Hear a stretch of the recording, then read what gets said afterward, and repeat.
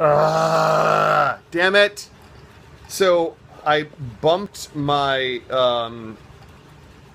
charging cable, so the thing fell off the thing, which is fine because I don't want to redo that beginning because that was gold, right?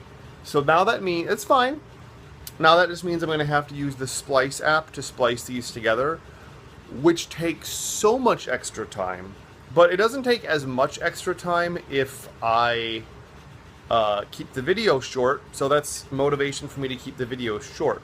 Anyway, I guess I have a lot to talk about, even though I don't have a lot to talk about. Story of my life.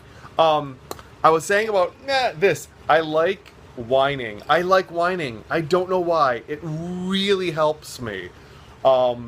If I have to get like a shot, or if I have to get like something done that's like surgical or painful, and I will tell the doctor, I'm like, it helps me to whine. If I can whine about it, I'll do it. I don't care what it is. Like, Ben, lift this huge heavy object over your head. Fine, as long as I can whine while I'm doing it. It helps. So I guess if I teach you guys anything, I want you to know that whining is okay. That might seem like it has nothing to do with my whole brand, if you will. I don't have a brand. That's not my brand. My brand is Mom Drag. If I have a brand, it's Mom Drag. I guess if I have my other brand, it's whining. It's like whining unstoppability. Whining unstoppability. Whining unstoppable Mom Drag. Why don't I have a merchandise store? Because you guys would buy a mug if it said that, right? So anyway, let's get to work. That when I talk about whining for stuff, I love when something is like just out of reach, and instead of saying, "Oh, could you please pass me my coffee mug?" I'll just point at it and whine, and I'll just go like, "Ah!" And then someone's like, "Well, what is it? What do you want?" I'm like, "Ah!" And people will give in. People will eventually hand me the object, even without me saying which object I want or asking nicely, "Could you please hand me the object?" Did I turn on airplane mode? Yes, I did. My new thing is I turn on airplane mode when I record, because otherwise a call will come in and interrupt it. So anyway, I gotta be brief. Today I'm off to a sleep study. The appointment is at, I think, 4:20, which is a weird time to have an appointment. And I'm really supposed to get there like 45 minutes early, but I made a mental note that I wanted to get there 20 minutes early, which means I need to get there an hour and 5 minutes early, which means I need to be there in 10 minutes, which is never gonna happen. That means I have 10 minutes to shower and magically teleport. I can teleport. If teleporting is an option, if they allow that as a form of transportation, guys, let's make teleporting a thing. It's got to be a thing. If you can fax a piece of paper, you should be able to fax a human being. And it should be just as loud and messy. So anyway, I'm really excited about the sleep study. Can't wait to figure out what's wrong with me. There are so many things I want to bullet point so I don't forget to talk about them. What? I'm just gonna do it in real time while I'm talking to you guys. Okay. This is the interesting part of the video where you get to like sit there watching me make a list of things I want to remember to talk about, so that I don't forget. So anyway,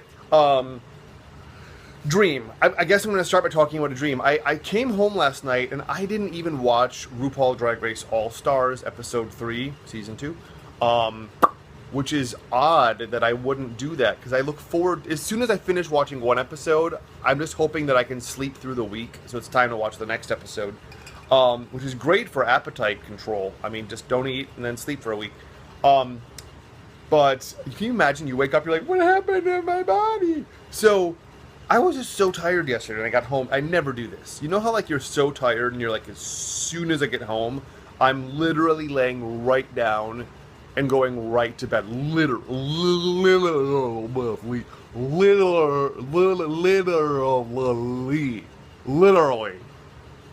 Well, I literally did that. I came home, I talk a lot about washing the dishes.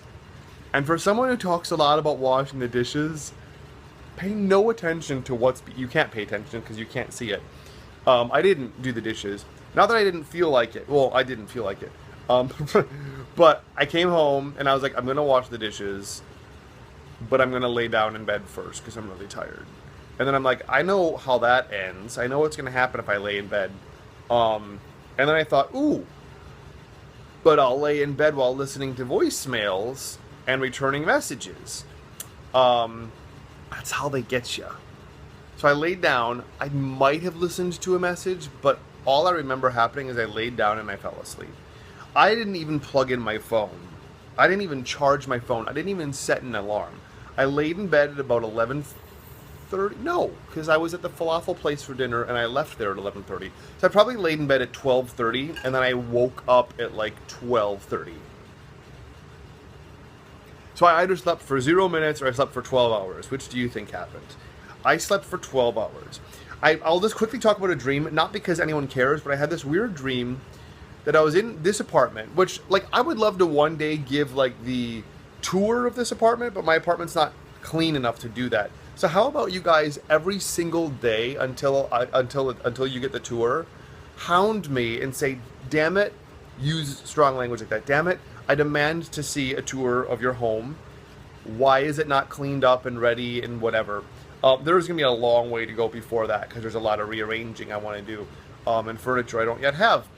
But at any rate, in the dream, I'm in this apartment and I was playing. I had a friend over. I think it was my friend Carl Michael Johnson, or it was someone who represented him, and he was playing piano. Now, I have a dinky little Yamaha Clavinova, like, digital piano, but in my dream, I had, like, a nicer piano. Or, no, in my dream, I realized that I should have a nicer piano. So, you know how in your dreams, sometimes you're like, oh, hang on, I'm just gonna go into the other room, or the other wing of my apartment, that you always magically forget you have, and in your dream, you're like, oh, that's right, there's an east wing. But you don't actually have, or you're like, oh, I forgot, I have the patio. I'll go on my outdoor patio up in the sky on the 10th floor. I don't have a patio or an east wing, but in my dream I did. And it was kind of like dank and carpeted. Not dank, but like rich people dank. Like, we have too many rooms, so you understand that we can never fully clean and steam clean everything. So there's kind of that must of wealth, you know what I mean? That kind of dank. Y'all know what I mean. And I go into this dream, and I go into this room, and I'm asking myself how big, like the smallest grand piano I can buy, how big it would be. And literally, I'm sitting there at a grand piano, trying to figure out how to get a grand piano, and then I realized I already have one. Now, my dad has a Yamaha baby grand piano, and I thought, oh, a baby grand, that's perfect, because it's a grand piano, but it's compact, it's small, it's tiny. And in my dream, he'd already given it to me, and I already had it. Which I'm sure if I asked my dad, I'm like, I want the piano, he'd be like, you should have it, and he'd send it to me, but there's no room for it. So, it's funny, I say that there's no room for it, but over there's a big mess of crap in the corner, and it's like, I could just have a piano there and not have a mess there. Anyway, and in the dream, I'm like, oh, right, I could just have this piano in my apartment. All right. And then I'm like, wait a minute, let's explore this wing. And I realized that the other wing of my apartment was a whole separate apartment that was like 12 to 17 rooms. It was at least 2 floors. It had like a servant's quarters and a backyard.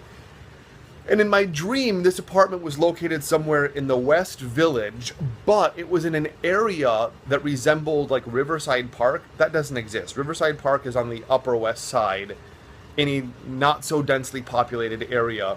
And in this part of the West Village that doesn't exist, it was off the D train, which isn't the train I would want to be on, but at least I was located like within a block or less of a major express train. So I was like, this just keeps getting better. And then in my dream, I was like, well, I have to decide. Do I want to live in this huge... Oh, and by the way, Caldwell left the apartment to me. Bob the drag queen, my ex-roommate, left me this apartment in such a way that I was never on the lease, but all I had to do is write a letter to the landlord saying that I formerly lived there and I wish to continue living there, so they don't get to jack up the rent from $1,000 a month to like $25,000 a month, which they wanted to. But if I wrote them a letter saying no, I'd rather keep living there, then by law they had to honor it and never harass me about it. These are things that would never happen in New York City.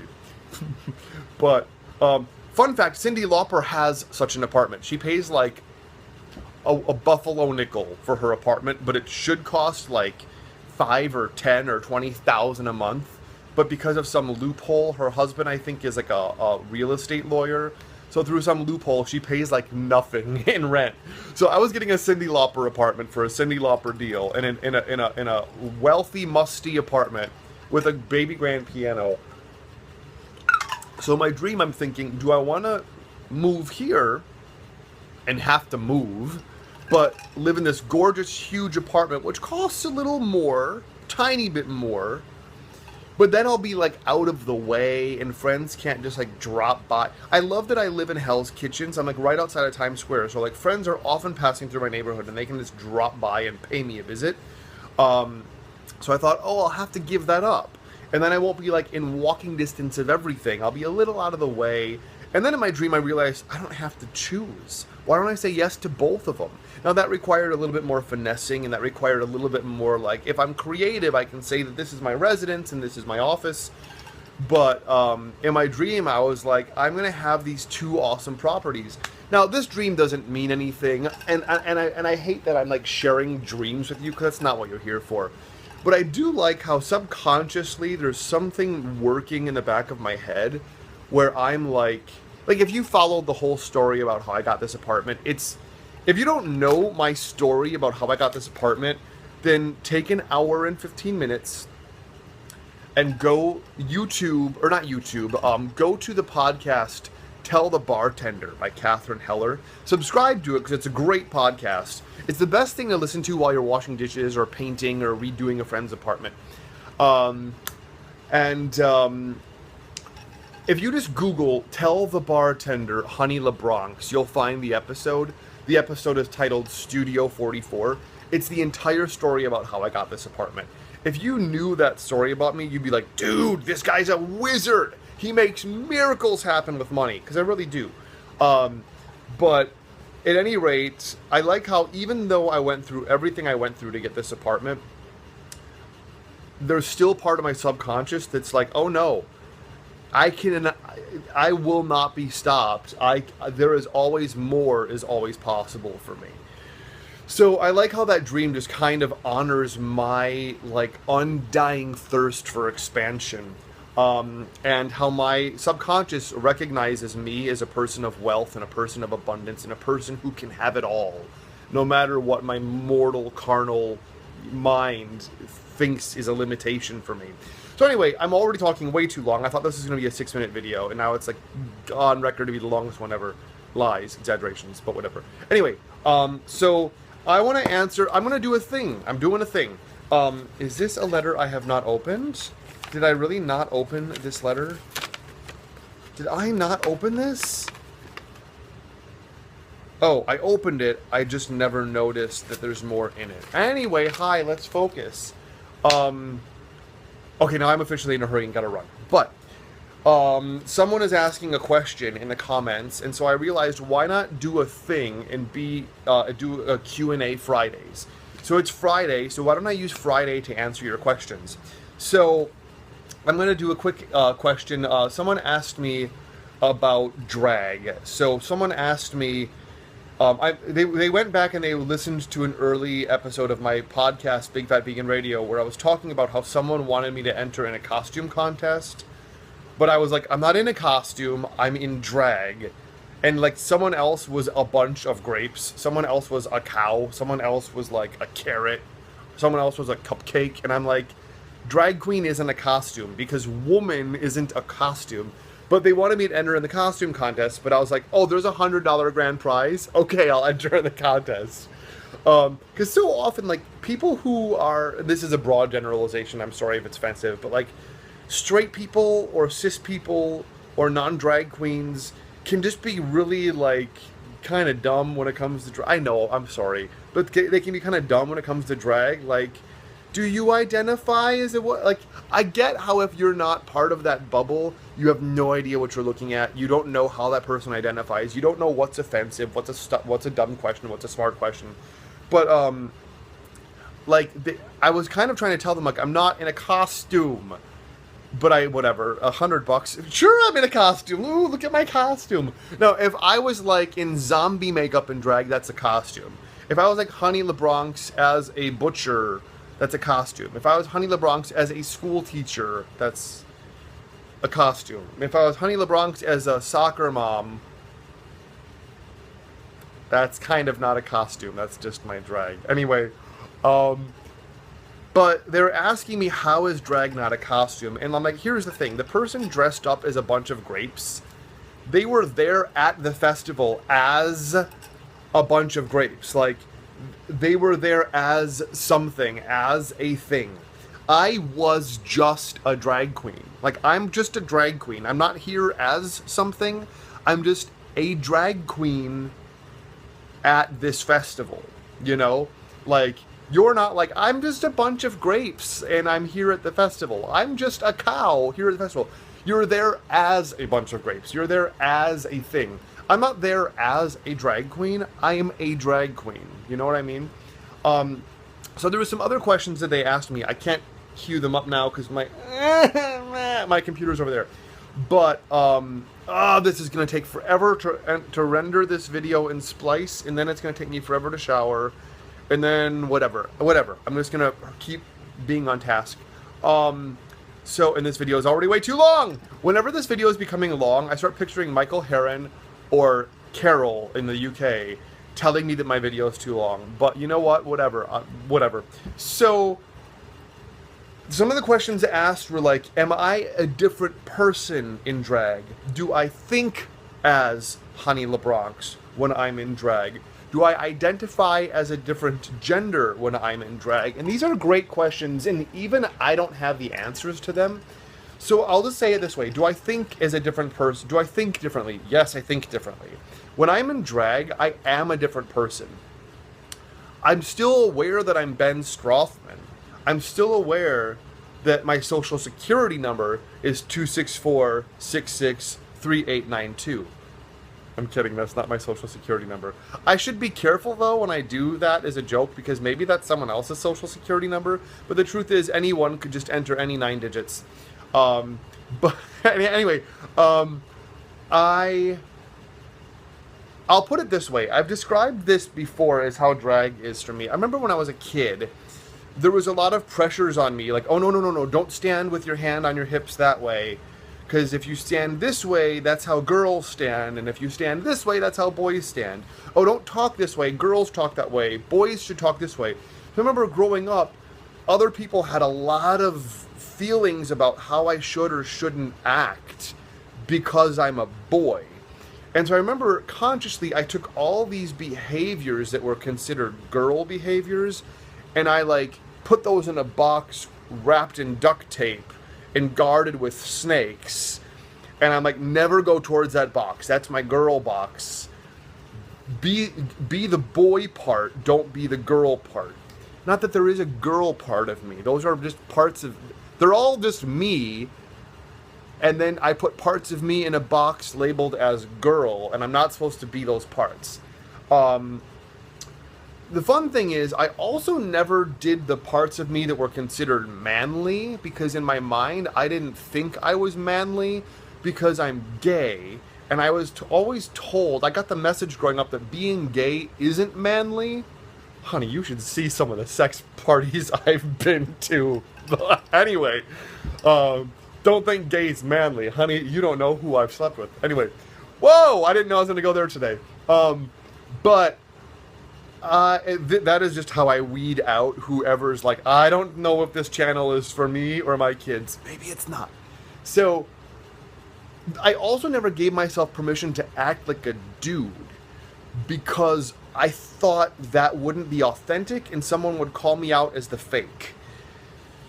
And when I moved to New York, I realized that the way I was acting all the time, that I was acting. My friend Rob growing up, he was my friend Mike's boyfriend. And Rob didn't like me. And Rob was happy to tell me one day why he didn't like me. He's like, you're always on. When you walk into the room, I'm expected to be your audience. And I'm not signing up for that. And that takes a lot of energy out of people to make them be your audience. I'm aware that I'm talking to my audience right now. Anyway, but you guys literally clicked on this. Like, you are opting to be my audience. You see the difference? Imagine if just every time I walked into the room, I did this. I talked at you for 20 and a half minutes. Oh my God. And that's in addition to the other part of, anyway, I gotta hurry. So I'm gonna stop making myself wrong for this video being as long as it is. I'm gonna stop making myself wrong for what time it is. And I'm going to stop making myself wrong for however late I'm going to end up being to start my day. I'm just going to move through my day powerfully and just deal with it as it is. So, and I'm convinced that I have lost everyone's interest at this point. So this is just my inner monologue that I'm going through as I'm vlogging. So one day as a New Yorker, I thought, you know, I've certainly tried on my feminine persona. I've never tried on my male persona. Let's just see what that makes available to me. And I gave myself permission to just be a dude. And people who knew me were like shocked. They're like, who is this guy? But what's interesting is I found my full range of colors. Like, I had definitely was in touch with my feminine side. I had never gotten in touch with my masculine side. So I went and did that, and now I had this full range of colors. And I really found my authentic self. I call it my New Yorker self, because in New York, like, you don't have to act gay to find the gay community, you know? And you don't have to act like a man, because no one cares if you're, like, manly. But you do have to be assertive in New York, and I learned how to assert myself. So, it's funny, I reunited with my first boyfriend. I was 15 and he was 16. No, I was 14 and he was 15 when we started dating. And then we broke up when I was 15. And then we didn't see each other again until 15 years later when we're both like 30-year-olds. And he was like, who are you? He's like, I'm sorry, but I remember you kind of just being this faggy little girly kind of effeminate kind of kid.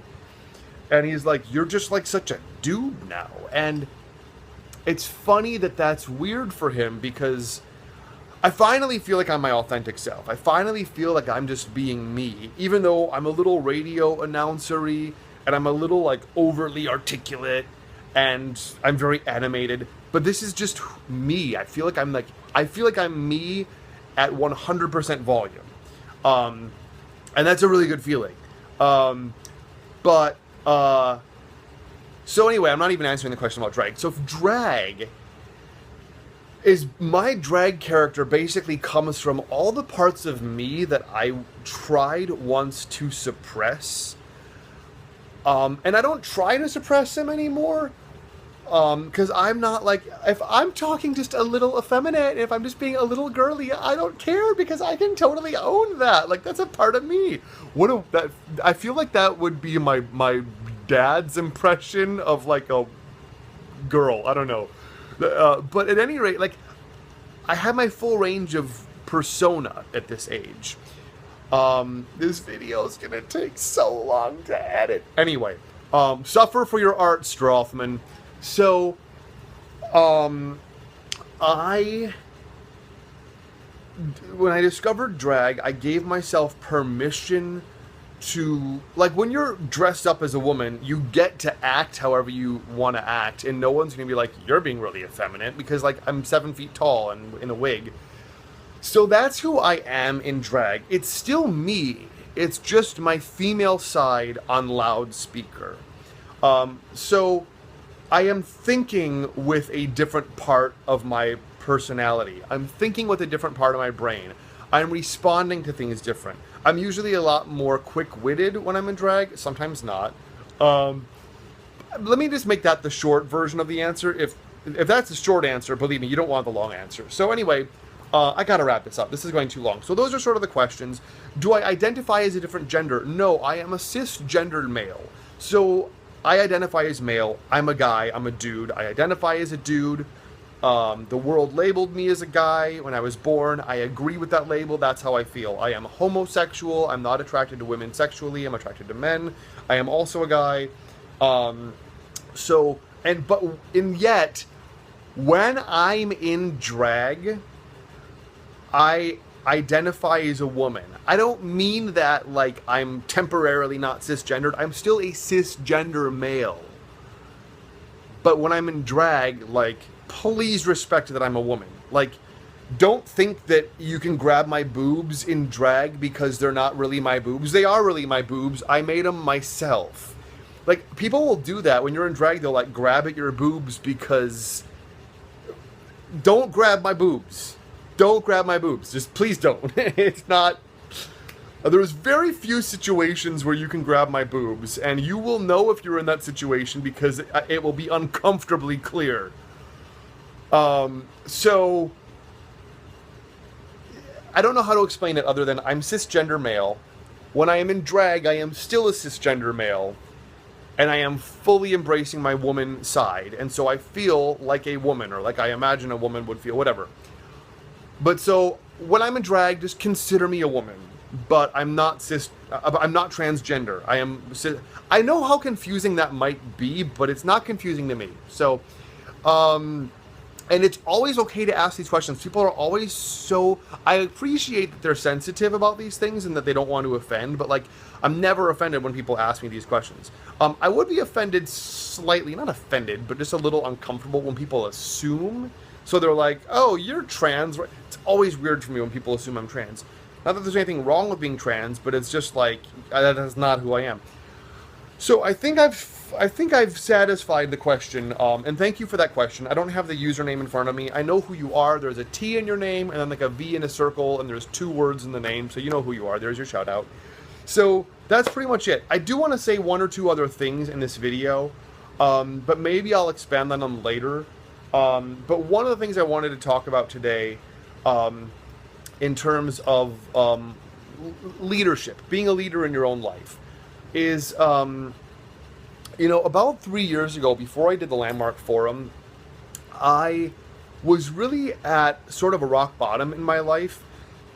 And I was looking around at all the areas of my life where I wasn't effective and I wasn't living life powerfully. And I was really asking myself, like, what's wrong with me? And I was obsessed with the idea that there's something wrong with me. And if I could figure out what's wrong with me, then I can, make it right. And my friend Michael Heron had me come over for sort of like a tarot card, sort of like, not even a tarot, I don't know if it was tarot card, it was like some sort of like a special spiritual reading that he did. And what I got from that reading was, oh my God, what if there's nothing wrong with me? What if there's nothing wrong with me and I'm living my life as though there's something wrong? And then I ended up doing the Landmark Forum, where I got to the 100th degree. I really saw very clearly that there's nothing wrong with me, and that I was making things wrong about myself. And once I got that there's nothing wrong, I got to live into this space where like everything's right, and I just get to deal with what is exactly the way it is, and exactly the way it isn't. And that gave me such an access to power. So what I really wanted to talk about today, and I guess I'll just say it briefly, is like, why don't you ask yourself, like, what do you think is wrong with you? And what have you been trying to fix about yourself or change about yourself? And why don't you just ask yourself, not like it's the truth, but just see what it makes available. Ask yourself, like, what do I think is wrong with me? And what if that's not wrong? What if that's just how I am? Like, honestly, I've been looking at the fact that, like, I have all this homework to do, right? I have all this homework to do because I'm leading an introduction to the Landmark Forum on Sunday in Long Island at 2 o'clock. There's like 2 weeks of preparation that you're supposed to do before you do that. I haven't done it. And I have a phone call tomorrow with someone who's going to coach me to get ready for Sunday's lead. I have all this work I have to do in preparation for that call. I haven't done it. And so I have all of this work that has to get done, and now it's the last minute. Well, here's the thing. My whole life has been last minute. My whole life, I get things done beautifully and perfectly, but always at the last minute. So I'm making myself wrong that I always wait till the last minute. And I'm telling myself that I would be better if I didn't wait for the last minute, and I would be more effective if I didn't wait till the last minute. But the truth is, that's just how I operate. That is what is. That's the what's so of my life, is that I wait till the last minute, and that's when I do things. So rather than making myself wrong for that, I'm just going to use what is. So today, I'm going to probably get home around midnight, and then I'm going to stay up late working on stuff, getting stuff done, and then at the last minute, I'll be ready. I wish it wasn't that way. Maybe I would be better off if I'm a different way, but I'm not any other way other than how I am. So however you are, procrastination, last minute, and all of that, embrace that. That's all you have to work with, you know? Changing it, fixing it, telling yourself that you should be some other way, that's just not what's true. That's just not how you are. So you can't work with that because you don't have that. So let go of the idea that there's anything wrong with you or that you should be some other way other than how you are. There's no hero coming along to save the day. There's no Calvary coming along to save you. There's no other you coming along. The only you that you have is the you that's here right now. And right now. And right now. That's it. That's all you got. So use that you and do what you do the way that you do. I feel like I'm about to break into singing Shoop. And I won't, because YouTube will block me for copyright. So that's all I have to say. This video has been way too long. I do want to end with saying one last thing. Instead of doing the work I was supposed to do, and instead of making this video, I started looking around my YouTube channel settings, and I found all these things I could set up that I haven't set up that'll hopefully help more people find me. And if you go to my YouTube channel, you'll notice that there's now options there for you to support my work. Now, eventually I'm going to set up a Patreon page, and I would rather that people support me through Patreon. But if people want, they now have the option to be a supporter of my YouTube channel and to pledge a $1 or $5 or $10 or $10,000 monthly amount. I would rather they don't use that because that goes to my bank account, and I would rather it go to my PayPal account. But whatever, it's now set up that you can support me, at least in the interim, at least for now in the meantime. And I will say, I made a really fucking awesome thank you video that you only get to see if you go to my YouTube channel and click on support. What do you click on? You click on, yeah, there's a blue support button on the right side of my page. And if you click on that and you sign up to support me, even $1 a month, or $5 or $20 or $100, if you sign up to support me, there's a really super cute video that I recorded just to thank people for supporting me. And you'll never know what that looks like unless you sign up to be a supporter. So that is it, y'all. That's all. That's all I'm gonna do, because this video might even be too long, that it's too big a file for my phone to edit. So now we gotta find out if my phone's even capable of making this video. Note to future self, I gotta make these videos shorter. But anyway, for today, you like the long ones? Here's a long one. You're welcome, and thank you. Please don't forget to like, comment, and subscribe. And if you have any friends who you think would enjoy this channel or get benefit out of this conversation, then please share this video with them on their Facebook. I love you guys. You mean the world to me. Literally, these are my wings. This is you guys. You are the wind beneath my wings. I love you. Thank you. Bye.